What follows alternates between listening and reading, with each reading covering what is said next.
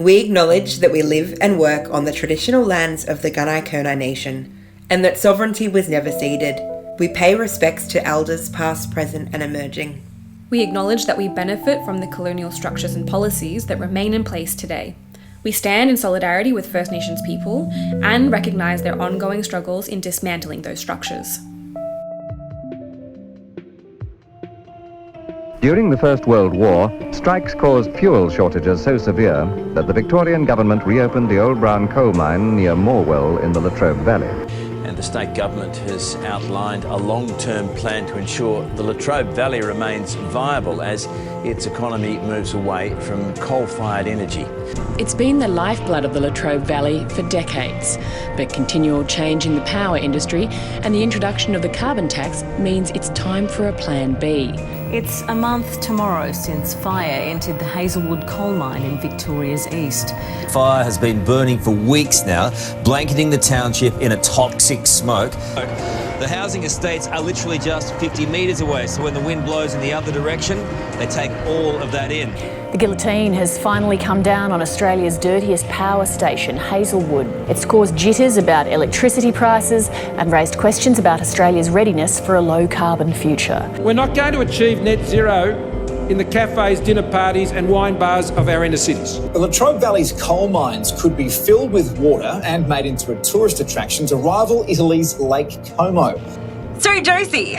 Yes, Steph? Look, where are we right now? I mean, it was a toilet, if that helps with the size. Yeah, we made a podcast room. So I think there's some apologies all around to people's eardrums for last episode. I feel like I had no idea that speakers and stuff could, like, autocorrect. So here I was being like, we absolutely nailed it. It was a challenging one. We recorded in a big gallery space, and I'm like, yeah, look, that mix was really, fucking I thought it was great too. Yeah. And then I was like, we got some feedback. The first person to warn me about the audio was my mum, and I was like, yeah, whatever, mum, it's fine. She doesn't know with her ears. No. But actually, your mum completely. Yeah, she was bang on the money. So, okay, lesson learned, we will always listen to your mum. And we already kind of basically did. I know it's been a minute since we recorded, but I want you to tell me, what is the GNEC? What does it stand for? Why did we go? And what did it look like? Sure, I can absolutely do that. So back in August on the 11th and the 12th of this year, which was a long time ago. Good memory. We went to the Gippsland New Energy Conference, known as the GNEC.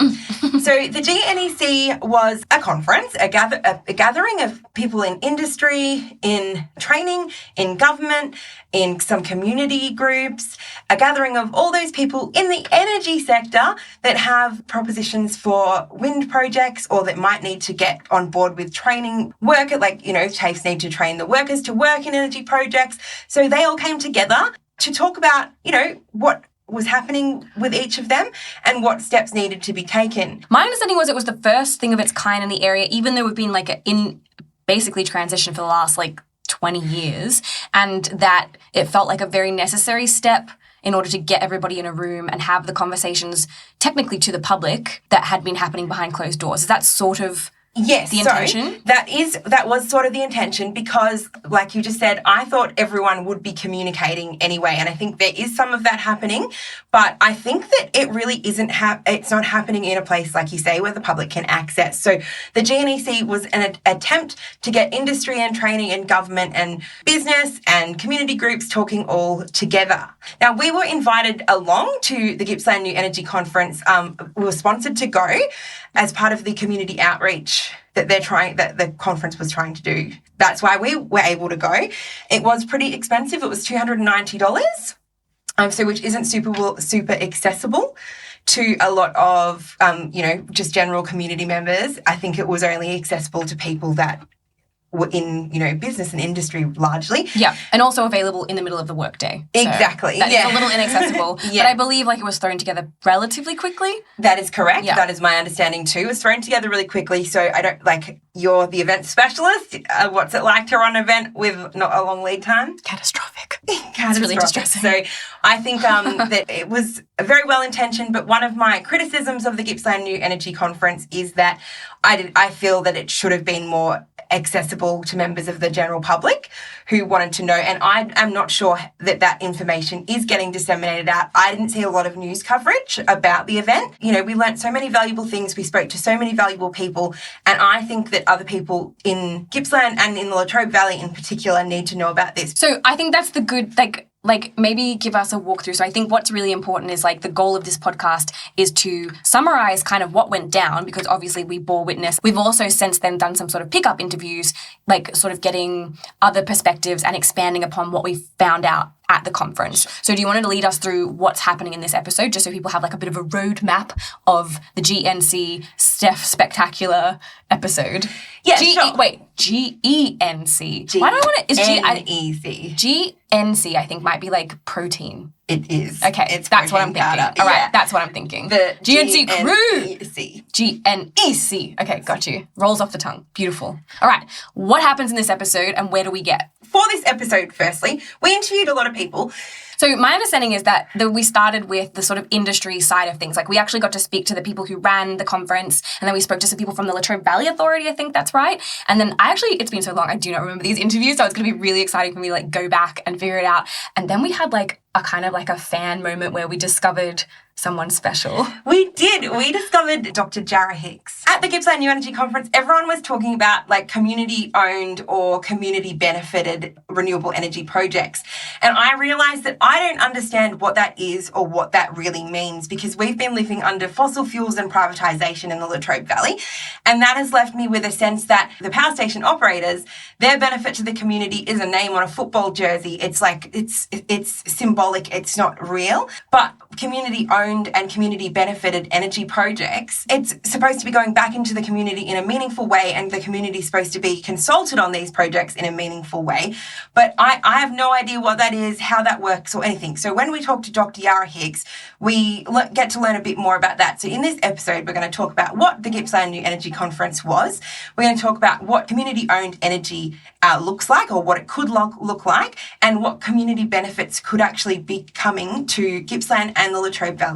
We're going to round it out with a very special interview that you captured spur of the moment on the fly. Ooh. With Mayor Calio. That's right. Oh my God. Am I like the journalist of the year now? Because I interviewed the mayor. So stoked. That was on my really Instagram great stories, everyone's like, wow, the mayor. And I'm like, yeah, I know. The mayor. No big deal. And so we're going to round out the episode with the mayor and with Marianne Robinson of Voices of the Valley. So we're going to look at the GNEC, look at community energy, and then drop back into our Latrobe Valley focus, which is what, we're doing through our podcast. So that is, in summary, what we're doing in this episode. Spark Notes version. Yeah. I, as someone who is the community who loves consulting or being consulted, am so excited to get my free stuff. Like, I just cannot wait. Do you think it'll be heaps of money? Well, how much money is coming to the economy? Isn't it like $33 billion?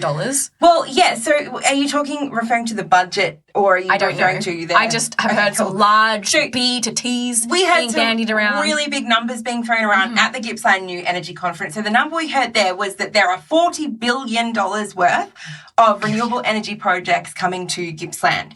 Now that is huge. I didn't know this either. So everything is it feels so proposed at the moment. Yeah. And I didn't know that there was the money. Soon. Hold it's coming tight. soon, right? Yeah. But it's happening. It is really happening. And that was the most exciting part. So please come with us into what was the Gippsland New Energy Conference. Tell us who we're talking to first. As I said, we spoke to a whole host of people, but I wanted to introduce us first to Darren McCubbin. Darren McCubbin was the MC of this event and certainly had a lot of pizzazz. But Darren is also the CEO of the Gippsland Climate Change Network and the coordinator of the Community Power Hub. One of the answers I enjoyed of Darren's was when we asked if there was a moment in his life that was pivotal for him to become interested in climate change and sustainability.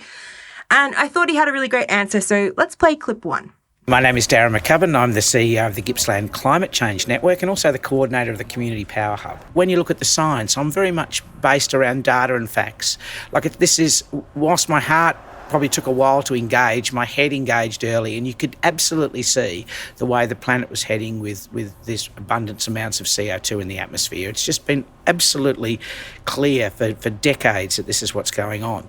And I guess for that it's crikeys, we just need to get off this train and move somewhere else, otherwise we're in real trouble. Species extinction, the way the planet goes, and There's a thing about ageing too, where you kind of look at the new generation, you think, what have I done? We're just such a consumerist generation. It really is terrible. And that sort of gives you the heart that, well, you have to do this and we have to do it now. The reason I wanted to play that is because it was a kind of a common thread with everyone we spoke to. Everyone really cares about the environment. And I also really liked that Darren was like, what have we done? Yes. And had that kind of accountability for self as well. I think as well as needing to know who was there and understanding why, we also need to know what people hoped would come of the GNEC. So we asked that question of pretty much everyone we interviewed, and I thought that we'd also hear Darren's response to that to kick us off. My hopes for the outcomes are that there's a greater collaboration between the developers and I guess the community. I think we obviously need to travel in a way that reduces our carbon footprint. We need to move to renewables, but I think the Gippsland community needs to have big in control of that. There are clearly going to be some challenges as we put up transmission lines, etc., across the landscape, and we need to ensure that people are brought along with that. We as a community need to control that development. We don't need to just have this change thrust upon us. I genuinely believe that we are on the cusp of a generational change.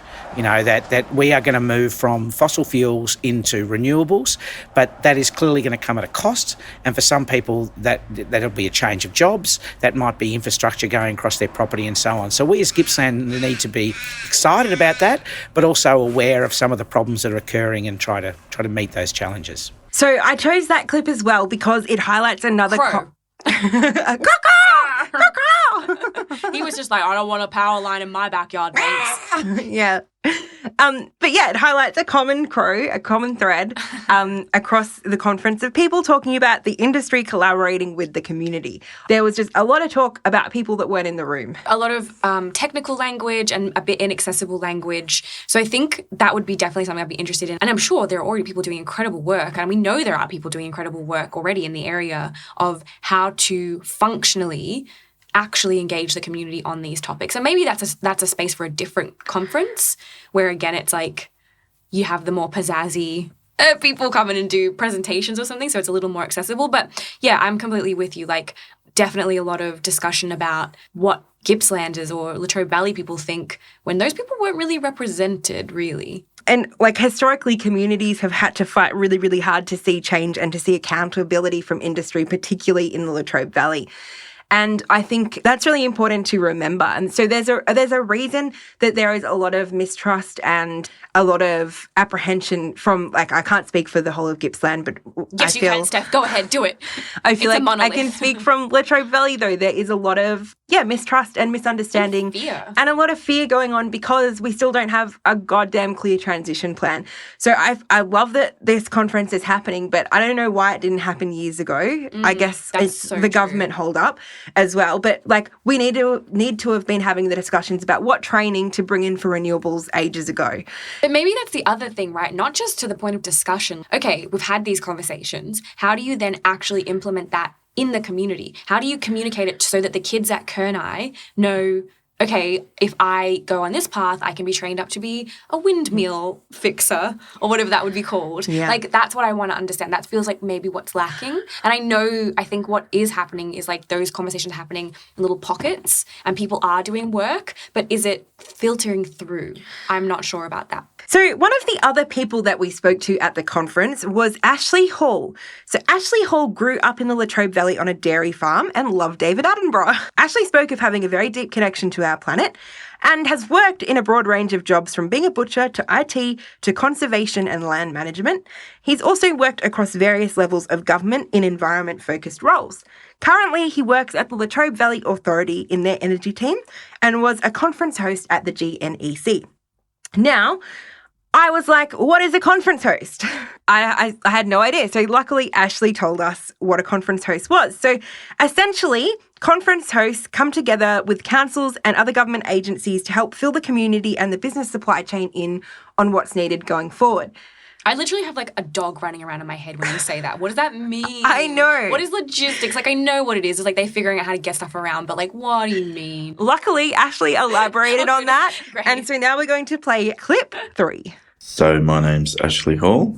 I work for Latrobe Valley Authority in the energy team, and I am one of the conference hosts. So as a host organisation, we come together with a lot of the other councils and other government agencies because we realised that it was time that we needed to get a lot more information out, because we're in a very privileged position that we know what's going on and being planned for the region, but it is a broader conversation that needs to happen through the community, especially for the business supply chain as well, that are working currently for the servicing the coal-fired power stations and giving them time to look at the big opportunities coming so that they can invest and pivot towards servicing the ongoing renewable energy sector. I asked Ashley what the genesis of an event like the GNEC was, and this is what he said. So it's three-pronged, I guess. So we wanted to make sure that supply chain businesses, that they knew that there was a positive future and what they needed to do in-house to pivot to service the renewable energy sector. Some businesses won't have to do a lot because they already have welders and scaffolders and all sorts of,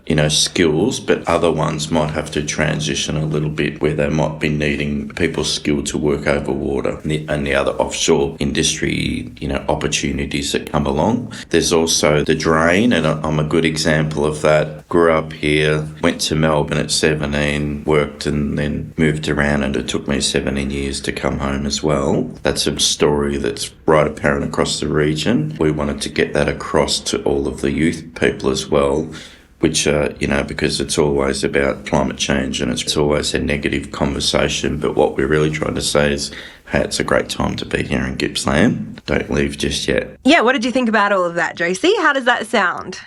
Well, I guess it's stuff that I feel like I've heard before coming from this space, having researched it a bit now. Yeah, definitely do training for sure. Obviously, have the conversation. But I think I'm just a little on the old dubious side of yes, but what specifically are we doing? And maybe maybe it was just not the time and space for that. But I guess I could be wrong. But I do feel like we're kind of talking like this is news, when hasn't this been going on since the 90s, since the end of the SEC? You showed me that book where they're talking about the plan in the 50s. And this is not any individual. So this shouldn't it's not an accusation against any individual person. But I guess the issue when you hear it back to back in a conference like that is they're not wrong and those things definitely need to happen. But it does feel like what failures have happened where we're still having this conversation like it's undecided, or that there isn't the work or reports or studies or whatever to tell us what we need to do. But that's all there. It is. It absolutely is there. And I think largely I am going to look at the Liberal government that we've had to contend with for the most. It's the Liberal government. Don't want to sound like an old broken record, but there has been this denial of climate for X amount of time. So when I was speaking to somebody else earlier this week, they were telling me that they have been involved in the Gippsland Climate Network for 8 years, and that the Climate Network has been going for years before that. This is the writing has been on the walls in the Latrobe Valley. It just no one's been listening. All of these conversations have been occurring and no one's had the power to make it happen because of government. Yeah, I agree. It feels like it's kind of cyclical too. People come in, they're like, oh my God, we could totally make it better. Then they either get burnt out or the money dries up or whatever and they have to leave. And then nothing really ever tangible changes. And maybe the different thing is now these $40 billion worth of renewable projects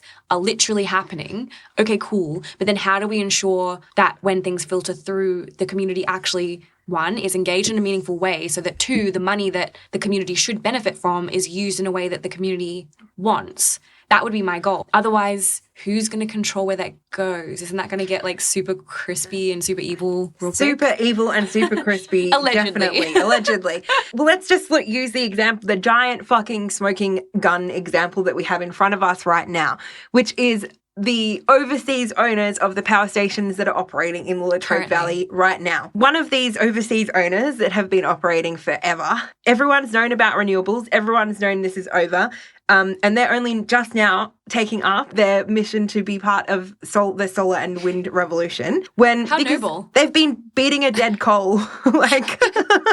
That old You've been working on that one. Beating a dead coal, burning a dead coal for ages and not listening because no one has made them and it costs money to transition.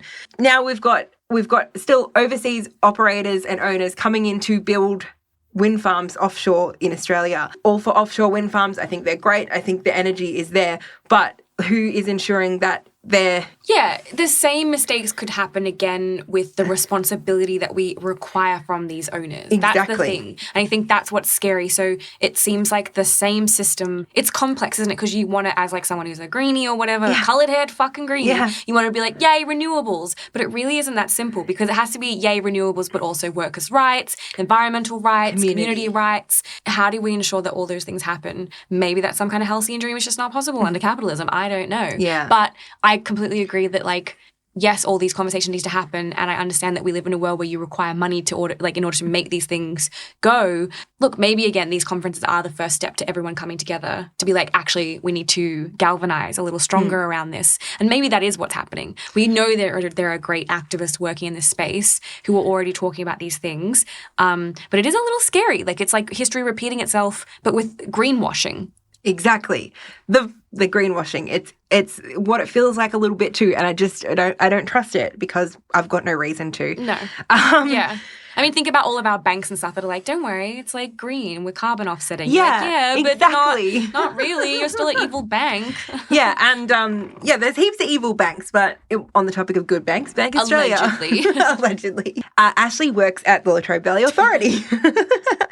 And just because I know this episode is about the Gippsland New Energy Conference, but as our podcast is Latrobe Valley centred, I thought I would throw in a clip explaining what the Latrobe Valley Authority actually is, because we haven't touched on that at all in this season, and I think that it is actually an important moving part. And also, I've attached a little clip on the end there about Ashley's personal hopes for the future of the Latrobe Valley, because we do, but it's quite different to what we usually hear. Now I find myself at the Latrobe Valley Authority in the energy team. Sometimes I still pinch myself that I'm very grateful for working in this space. We're on the cusp of doing not a business as usual government approach, like the Latrobe Valley Authority's been given the authority to trial and work with the framework of smart specialisation out of European Union, which is a different approach where we bring together academia, industry, government and community all at the table to co-design an evidence-based solution for the future. So the Latrobe Valley Authority is, I guess, a little bit different in our role is to make sure that there's local jobs in that transition, that whatever energy that we have, whether it's geothermal, bioenergy, offshore wind, floating solar, batteries, it goes on, is to make sure that there's economic benefit, that there's local supply chain, there's local people, and plus also work with the training organisations around the workforce capability. Best case scenario is that we still have both of the Loy Yang power stations operating.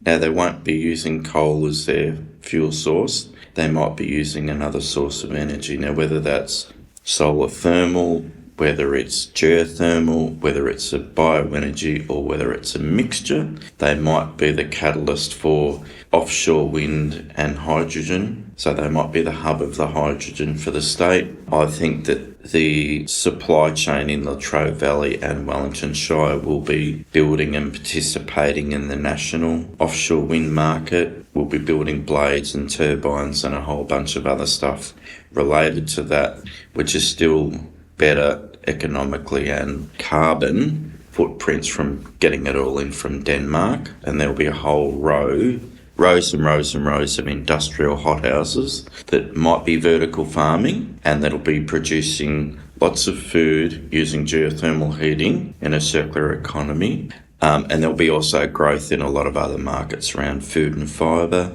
Farms will be participating with renewable energy, where as conglomerates of farms, they might be used like a battery storage system that can take excess energy out of the system. It's a bit more of a flat tier structure where everybody is participating in the energy sector of some sort, and there's jobs and growth around tourism and food and fibre opportunities. And if we move to the coast a little bit, we'll have a growing seaweed industry. We're already working with Deakin University at the moment, looking at what species can be grown, because seaweed's a fantastic macroalgal. Microalgae are small algae that live essentially related to the mushroom family, if that's in a really small version, whereas a macroalgae is like a giant big seaweed kelp. What we know about seaweed fibre is it's a billion-dollar industry globally and growing. Before we get too excited about seaweed, I just wanted to say the reason I've left the clip about the Latrobe Valley Authority in is because they are one of the major players in Latrobe Valley at the moment in terms of deciding what a transition looks like with jobs and training and everything like that for the Latrobe Valley and the community. And also I just wanted to say that the LVA recently brought out a survey with consulting with the community, and it had 2 questions on it. Really quickly clarify, this isn't a criticism of Ashley Hall specifically. I just mean the LVA largely, like what Ash was saying, that it's a new design where it consults with community, that's what I'm hitting on from that clip. So the 2 questions that were on the survey, Josie, as you would know because you filled it out, were what opportunities do you think industry transition will bring for our region? But see, it's like that question where they're like, do you guys want, remember when they had the referendum question, but they worded it in such a way where you couldn't really answer bad. It's like, there's no space for like, what if I don't think? Yeah. And what are the parameters? I know. Like, there needs to be parameters. Like, that is too big a question. Like, it's an essay question. It fully is. And is there an entire field of like how to do like surveys to get responses that prime people to like actually give the information? I don't know. I'm sure there is even like that's a whole thing. Yeah. And the second question is, what strengths can we build on for a positive and proactive transition to a vibrant and inclusive region in 2035? Think about the demographic of the Latrobe Valley. Think about it. Just for everyone for a moment. Those questions and the people who's engaging with that. That's it. And what it presumes is a high level of already existing knowledge, which, again, none of the groundwork has been done with bringing people along. And the only people who are sort of doing that work seem to be like independent activists or artists taking up the mantle and sort of desperately trying to do that with the community themselves. If anything, it kind of just gives a very poignant example or a symbolic example of the kind of like, I don't know, lip service to community engagement that feels like, I mean, I could be wrong. I'm sure there are good people trying to do good work in all of these places, and that's what we're learning. And I understand like there is red tape and government is slow and all that kind of stuff. I get that. But this place has been so overlooked for so long.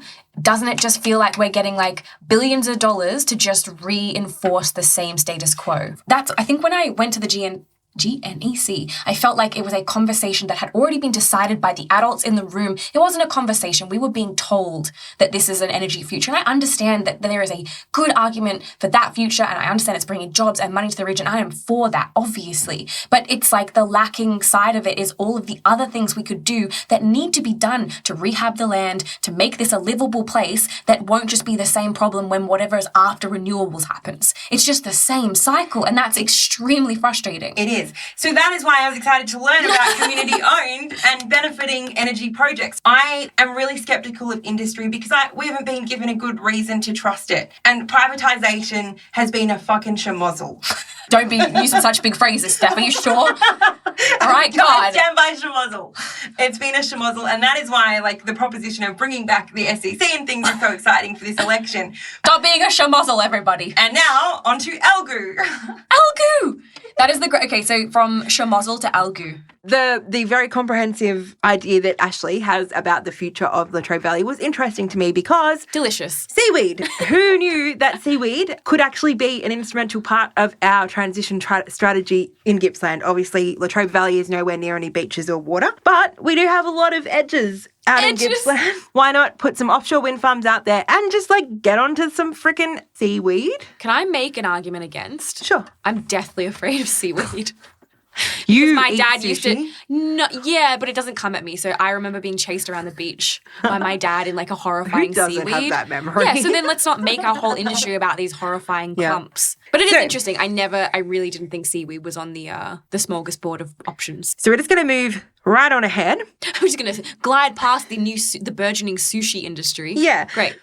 And we're going to take a hard pivot back to the significance of the Gippsland New Energy Conference. So here's Ashley with some more info on who was at the GNEC and what it means for a smooth transition to have all of the players communicate. Which is part of conferences today where all of the developers are here, state government's here, local government's here, training organisations are here, sharing a lot of our information so that we can all work together to say, well, how do we make this a smooth transition? If we look at the big stuff, we want to get as much local people involved in the construction phase, which is a mountain of work, but the game really is about the operations and maintenance, because that's where the full-time jobs are all the way. Actually want to speak a little bit about Star of the South, who have been working in community around Yarram for quite some time to get what everyone is calling social licence to be able to build the wind farm. So they are a company that have been, from all of the information I've been given, they are doing really well at that. So there's still some opposition from local people about the wind farms. We spoke with Edwina from the Sea Dragon Wind Farm, which is a fucking great name for a wind farm. Sea Dragon. Like, Edwina not only works in wind farms, she also lives near a wind farm. So we're going to hear a little bit from Edwina. Hi. So am I allowed to laugh and giggle at the beginning? Oh my God. Okay. My name is Edwina Vega and I'm from Flotation Energy, and we're building the Sea Dragon offshore wind farm down here. What I wanted to say was that I live in Balan. Balan has got 3 wind farms around it. The Yalloak wind farm, Lau Lau and the Moorabool wind farm. And they're all pretty sizable. We've been there for 4 years. And what we have noticed over those 4 years, watching the wind farm being constructed, waiting for the turbines to be commissioned and start spinning, which they all are now, it looks amazing, is that the whole town has been really invigorated. Moorabool Wind Farm has a community grants program, and which is paid for by the wind farm itself, but it's managed by the community. And so the community choose what money will go where. What she says is the town of Balan has become really invigorated since wind farms have began operating around it. And she went on to tell us that more shops have opened, that there's more people in the streets and just generally more activity and more vibe. Now, this can't be attributed to census growth, but she attributes it to the activity that the wind farm is bringing to the area because there's more money and people are not feeling forgotten. Edwina mentions the Moorabool Wind Farm Community Grants Program, which the community is actually in charge of distributing. Apparently, the grants program has meant upgrades to the local tennis courts, local fire stations, community hall upgrades in the towns around Balan, and a new library. The community is directly benefiting from the wind farms and in control of the money for the Moorabool Community Grants Program. So we're going to chuck in a link from some more information about that particular wind farm and, of course, Flotation Energy and Sea Dragon in the show note. Edwina, as I said, she works for wind farms and is so excited about them. 10 out of 10 seems to love her job. Big wind farm fam. Big wind farm fam. And she also, as she lives near one, she speaks about some of the concerns that people have about wind farms. Getting the wind crazies. Let's play that clip, please, Tracy. It's quite hard to get close to a turbine because it's usually on private property, they're on private farmland. But there is one turbine that's actually quite close to a little side road, and you could get out of your car, and this thing was, just 10 metres away, and you could almost stand under it. You could hear the wind going through the blades, but that was it. Could you sleep with the sound, do you think? Or you can't have a turbine that close to your house. And there are actual regulations about that. And there's been a lot of discussion about the sound that turbines make and whether that affects people's health. General consensus now, or scientific consensus, is that no, it doesn't. It's a strange, people call it wind turbine syndrome. Yeah. And what's interesting is that most people who suffer wind turbine syndrome come from English-speaking countries. Now, there are no diseases that are language-specific, obviously. They come from English-speaking countries because that's where the noisiest, loudest anti-turbine groups live. So they spread the information or the misinformation, and people react and say it must be the turbines that's making me feel terrible. Wow. But the turbines just aren't close enough to the houses. All turbines require servicing and care and maintenance, which means you always have a team of service technicians. The technology behind turbines is always changing. It is improving all the time. There's R&D happening all over the world, and it means that unlike coal, which has reached its dead end and doesn't improve, you'll find that today, 20 years ago, wind farm would last 20 years.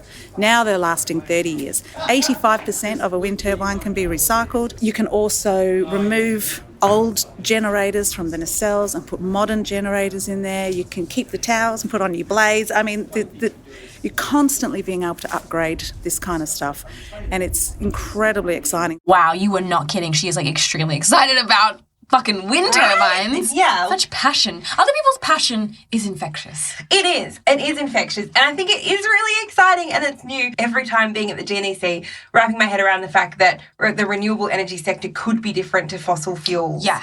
And I think that that's really important to remember. But I think we have to make sure it is also. So, the misinformation around wind turbine syndrome, I think it's pretty serious. It's largely responsible for the holdups at the Delburn wind farm, is people being concerned about this. And they have a right to be concerned because we don't have reason to trust industry. And I just want to keep going back to that with fossil fuels. Yeah. Like, that's why it's important. And as we'll learn the data a little bit. Well, there's data. There's some data. Hell yeah. We are not actually going over the data, but we'll give you access to the data. Oh, great. Because we're talking to an expert in community-based energy projects. So going on from what Edwina told us, let's go further. How can renewable industries be different to the fossil fuel industries we've grown familiar with? More specifically, what are community-owned wind farms and solar farms? What do they look like and how do the communities tangibly benefit? To help answer some of those questions, and I know your questions, Josie, and hopefully everyone else's questions, we got to spoke to the incredibly inspiring Dr. Jarrah Hicks. Dr. Jarrah Hicks has over 10 years' experience in the community energy sector in Australia and overseas. She is a founding director of the Community Power Agency, which sounds real good, and has worked across community, government, corporate, and academic sectors.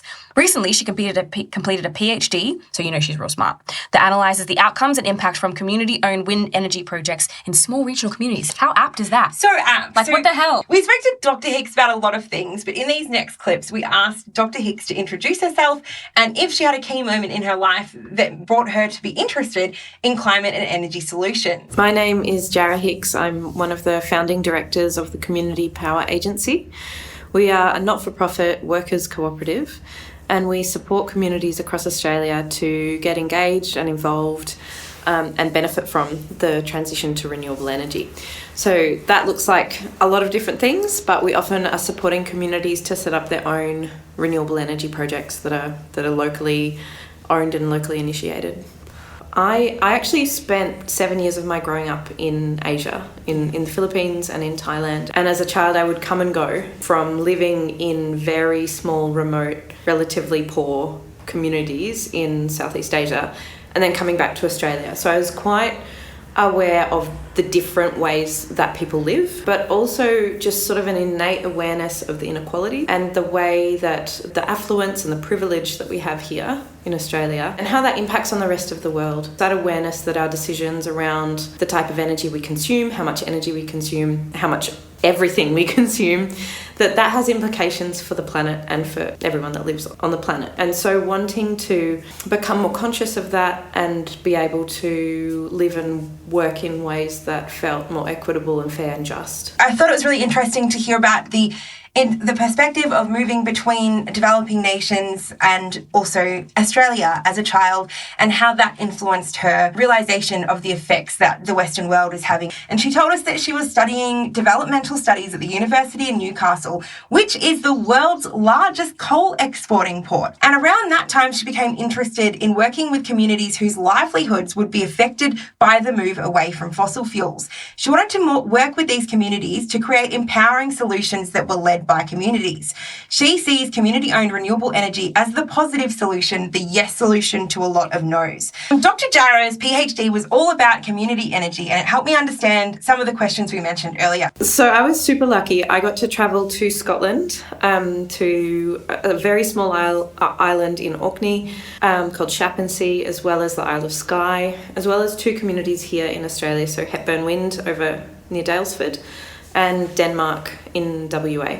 And all of those communities have community-owned wind energy projects of one kind or another. They're very different from each other. And what my PhD looked at was what happens in a small regional community when you go through the process of establishing a community-owned wind project. And so I went there and I spent a few weeks each with these communities and talked to a whole bunch of different people.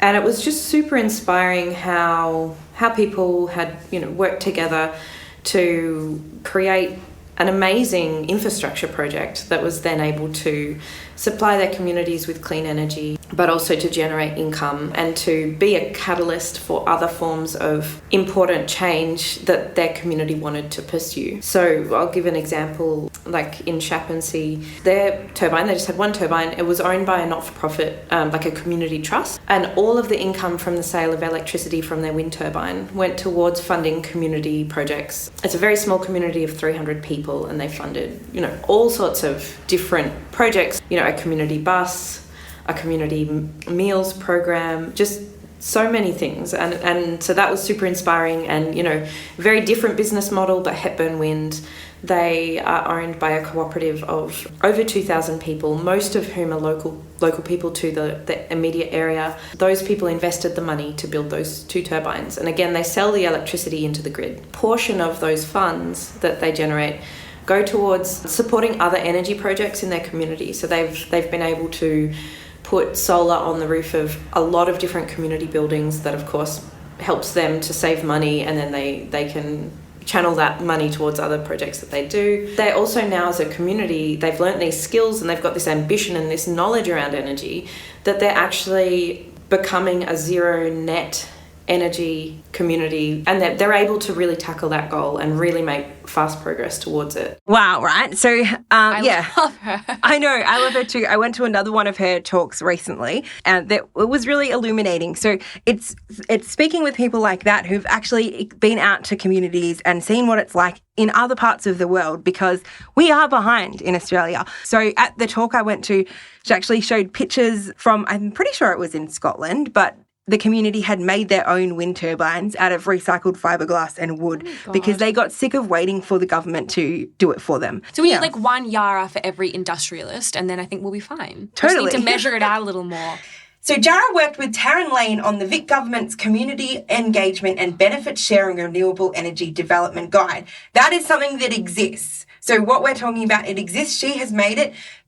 Industry and government and everything can look at that to consult and benefit from the work of Jara and Taryn's PhD and studies and all of those findings. But do they? That's the thing. Like, I work in an industry where we get shitloads of reports and then they just go, people are like, oh, report, great, and then nothing. I don't know. I don't have the answer to that.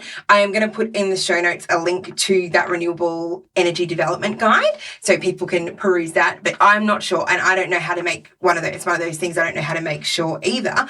Jara and Taryn also worked with the Clean Energy Council. If you could play that clip for me, please, Josie. My career started working with communities on community energy projects.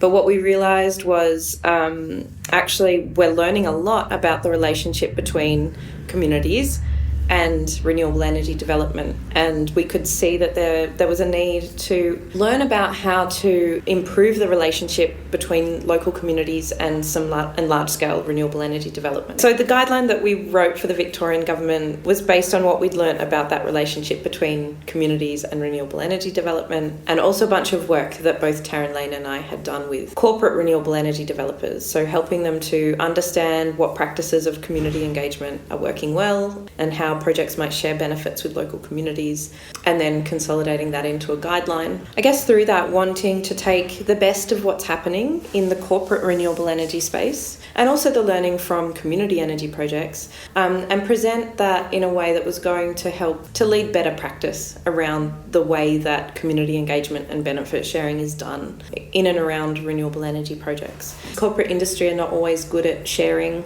lessons among themselves. There's some sense of like, oh no, this is important proprietary knowledge, but actually once you facilitate that a little bit, there is a willingness and a desire to learn. Generally also a willingness like to help lift the game, because it is broadly recognised that if we don't do the social aspect of the transition well, it's actually not going to work well for anyone. And we're not going to be able to get our projects over the line or achieve the targets that we need to achieve. The transition to renewable energy is never going to be a purely technical thing. It's always located and situated within a social context. Communities are essential to that social context. And without a strong base of support within our communities and without a strong understanding for why renewable energy is important, I think projects will struggle to get the acceptance and the support they need to succeed. They're the hosts of this technology, and they deserve to have a seat at the table, and they deserve to benefit from projects that are in their backyard. And then in terms of community energy projects, I think they provide an avenue for people to be directly involved, to build their literacy around renewable energy and energy efficiency, and to directly benefit from the transition. And by virtue of being directly involved and directly benefiting, that really builds people's support for the transition, not just for those individual projects, but for the transition at large.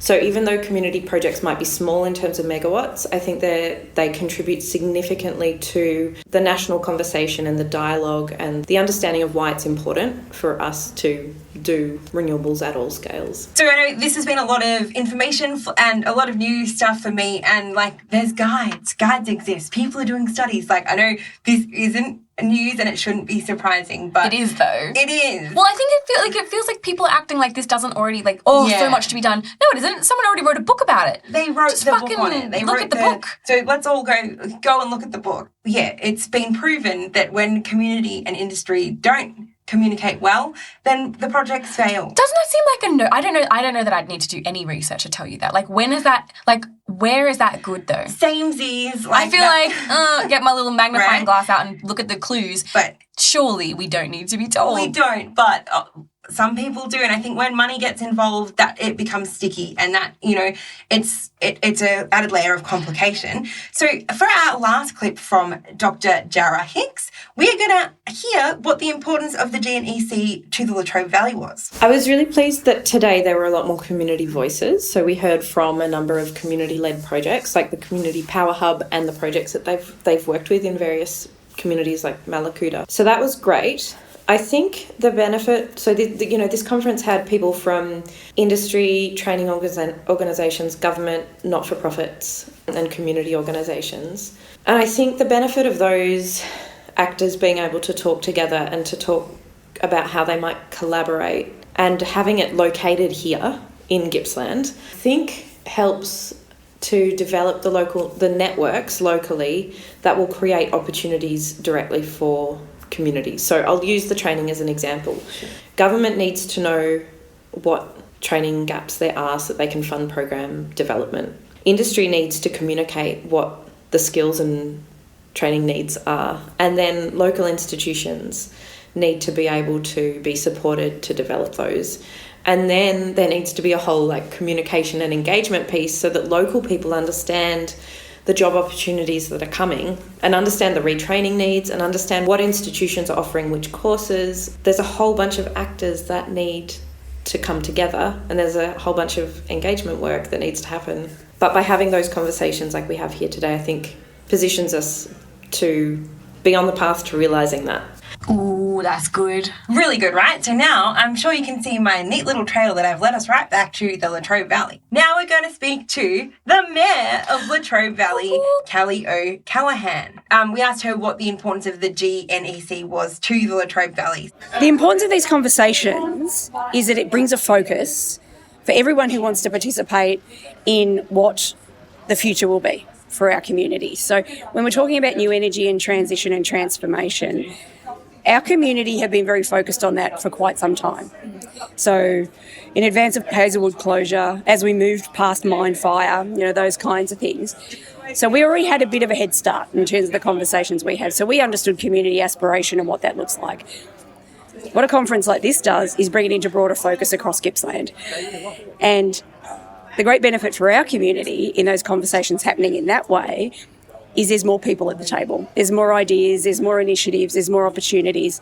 And the other thing is, particularly where communities have been talking about transition and transformation for quite some time, you can start to get tired. So it also boosts the energy of the communities who've been having the conversations for quite a while around having extra support, a few more champions for the cause, if nothing else.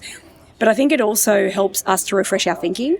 It challenges the way we've looked at things before and how we can look to them in the future. And it also creates a much clearer pathway in terms of how communities can find their way to participate in these conversations.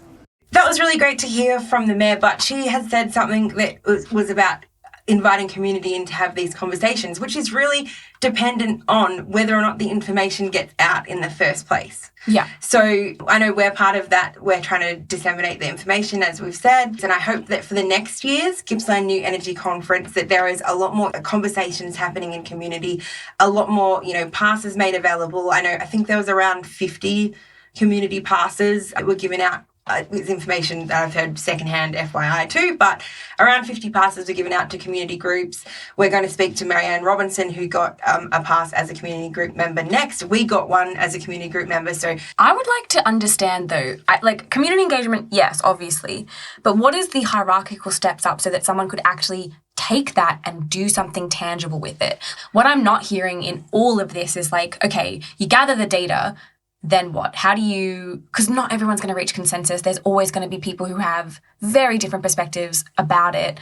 I think your point about education is a super, how do you bring everyone along? I don't think you're ever going to be able to bring everyone along, but how do we bring along? I think at this point, it feels like we're bringing along 20%. Right. And maybe we should be trying for 50 or something. Wrong, I'm not talking in absolutes, but yeah, it just feels a little bit like community engagement, yes. But then what? Exactly. I would love to know those next steps. And maybe we can find an expert that would talk or speak to the, corporate structure or whatever of how you actually take that much data and create a tangible solution that is within that structure. It's kind of a lifelong process, I'm guessing. Who's in charge here? I don't know. Who, is it the LVA? Who's doing this? Because it all sounds good. Yeah. It obviously needs organizing and a leader and just going to that and seeing all the different stakeholders who have their own very different ideas of what the future should look like is a little concerning, because we know within capitalism, the person with the most money is pretty much going to get to do what they want. Exactly. And so that's the future we're going to get. So how do you ensure that people power manifests actually? I don't know. Steph, how? I don't have the answer. You're a doctor, right? No, that's where my mind goes. right? I think all of this sounds so good, but I'm yeah, but then what? And that's not a reason not to try. I guess I just want to understand. Right, I want to understand too. We asked the Mayor if there was something that she wanted the community and the general public to know about renewable energy, or if there was a myth that she would like to bust, and this is what she said. That it's taking away from. This isn't taking away from an industry that existed. This isn't removing an opportunity that had been there before. It's in addition to, it's building on what we do, it's focusing on the strengths we already have and making something newer, better, more informed by where we need to be moving in an aspirational sense, but also in a practically applied way. That this isn't a conversation about in any way having shame or concern about what happened before. I talk a lot about workers in power industry. As I said, my dad was one, as were many of my family members, and they brought a real richness of connection and pride to the stations they built, to the work they did, to the stuff down the mine that they were involved in. And they were very proud and they worked very hard and they created a level of economic sustainability and benefit for our community. And we need to respect that legacy, but help the community understand that the changes we're making now are new opportunities, and it's not taking away from.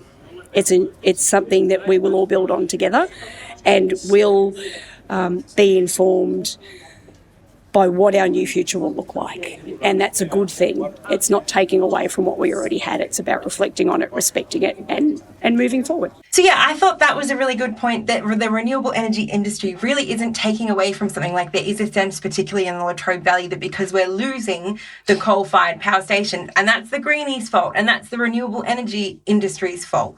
But it's not, and it's not taking away from, it's building upon. I just wanted to include that clip from the Mayor, and it was great. I think that sense in the valley that it is taking away is huge. It's hugely. And I guess that's largely right-wing media has been consistently telling people that they are losing something, that they are being taken away.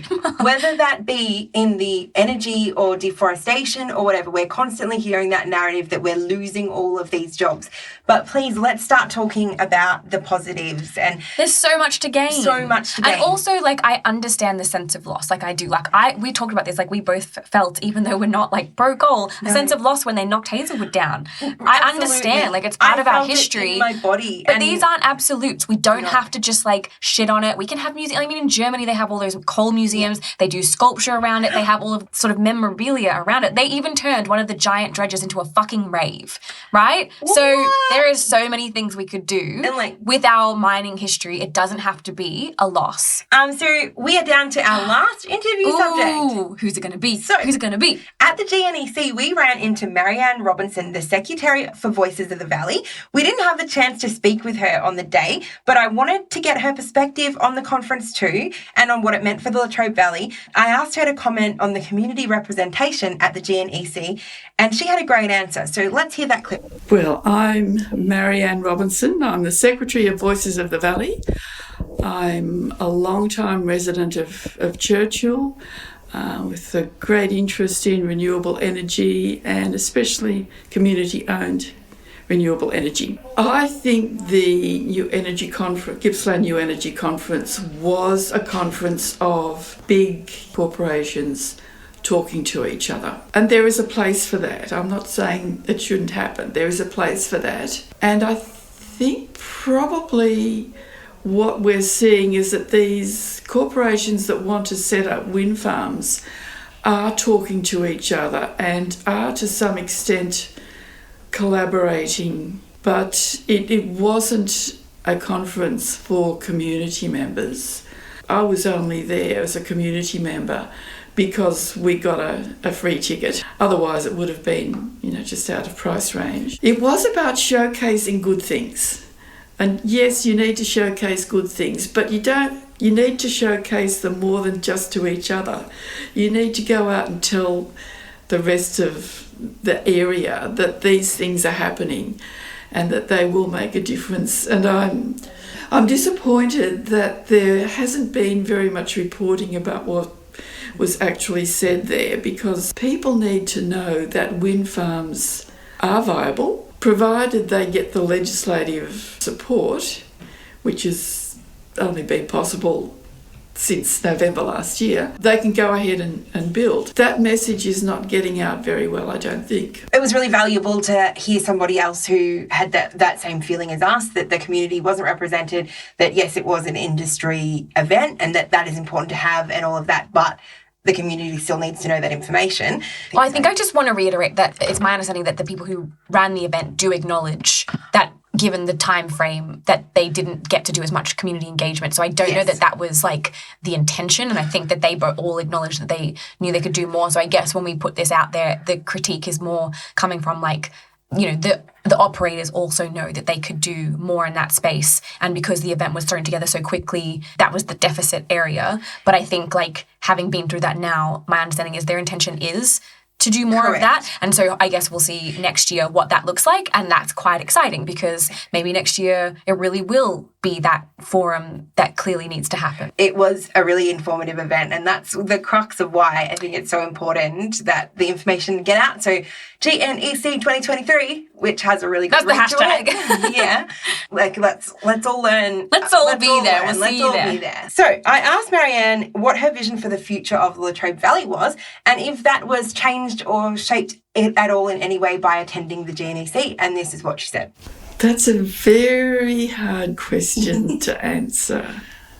Something that worries me about the future of the Latrobe Valley is the opposition to change, which means that change is likely to happen in a whole lot of other places, and the traditions that have been established here around power are going to be lost. If we don't have wind power and solar power in the Latrobe Valley, all we'll have is the grid going past us. It's interesting because, like, I don't know, I feel that we lack clear data on what the community thinks. So you and I had that sense before we went out and talked to the community that, like, a lot more people were like, I don't know, anti this than they seem to be, right? And I think we're having more and more experiences where I'm like, oh, people that I would, maybe unfairly have assumed might be like, fuck that, are actually like, yeah, just get it done. So almost it feels like, one, I can't see the wood through the trees anymore of like, what is the actual data of what the community actually thinks and who is gathering that data so that we, survey. how about a better survey? Yeah. I feel like a Facebook poll would just like pop off really hard in that Morwell neighbourhood house group. I've seen the comment section. I've seen Pay It Forward Gippsland. I follow all the community groups and I have notifications. They would love to talk about I got a plan. Here we go, right?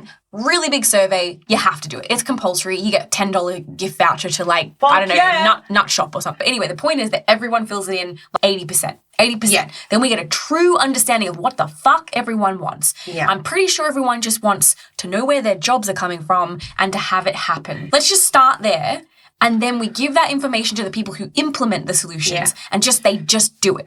All right? There we go. They just sorted. do it. Great. Let's do it. I feel like I personally could run this really well and someone should pay me to do it. But, I have a job, so it's fine. Like, we don't need to do, but if you guys need help, like, just hit us up. Like, Anyway, I think Marianne raises some really interesting points. I guess why I like asking people about their hopes for the future, though, is because I'm, like, looking for maybe ideas of sparks that we haven't heard yet. Right. And I guess like reiterating, like, I understand why someone would be a little despondent at this point though, because again, it's like we've been talking about these hopeful futures for a very long time. Why don't we just pick one and like go? Like, let's just do it. Pick the one with like the wind or whatever. Fine, great, do it, love it, just go. Let's go. Let's do go, the wind. Let's go. This is too fucking slow. Now, Josie, is your brain like super full and tight? I feel like we just went through a whole journey. Like, I know I was there, but I had forgotten almost entirely. And everyone's point was really good. Like, when we were there, it felt like a real buzz. And then there was very little fallout. Like, I know some of the mainstream media covered it maybe on the first day, but it's like an article here and there.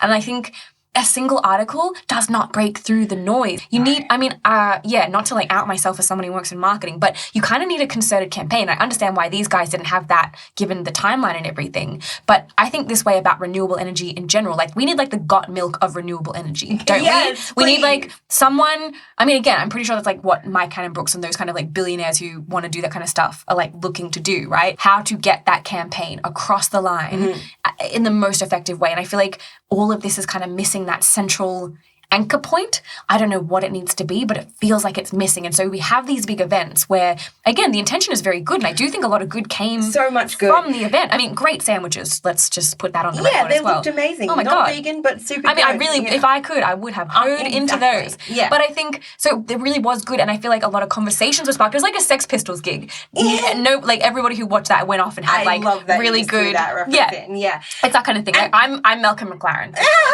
You can be Viv. All right, sure. Yeah. I'm super famous now and super fancy. I'm a fuckhead. So you are. Okay. But yeah, so I feel like having had that experience now, having relived it, I am reminded of how much conversation, and I want to know where those conversations are at now. The $40 billion figure. And like actually it's like getting to hear from the people in the industry and in the business that this is happening. Like we said this at the top and I want to say it at the end. Like, this is happening now. It's real. It's not theoretical. This transition is occurring. There is a lot of good people in those industries also working on solutions, and they have climate in mind. And I also think there was sort of just like climate change is a given vibe. Right. I don't know. Hearing those solutions back to back, hearing the sort of critique, I am excited for the next one. And I guess like our intention here is like to give all of you as much of an insight as possible within an hour. But so much more happened. And so Steph, this time, who loves doing show notes, has put a very comprehensive list together of show notes. Yes, some might say it's a little too comprehensive, but we'll see. So once again, we'd like to give a big thank you to the folks at the Gippsland New Energy Conference for having us. In particular, I just wanted to give a little shout out to Rowena McNaughton and Sue Mitchin, who were our main contacts before the conference and who we discussed things with, and they got us on board, and it was really great to meet them, but also anyone who was involved in setting it up. And a big thank you to all of our guests, Darren McCubbin, Ashley Hall, Edwina Vega, Dr. Jara Hicks, and Marianne Robertson, for being so generous with your time and sharing your knowledge with us. You can find our resources in the show notes for this episode below. The music for Coalface is by Anonymous 420 and Loyalty Freak Music. This series is written, edited, and produced by Josie Hess and Stephanie Sabrinskas. If you like what you heard, find us on Instagram at coalfacepod or send us an email to coalfacepodcast@gmail.com. Look out for the next episode of Coalface.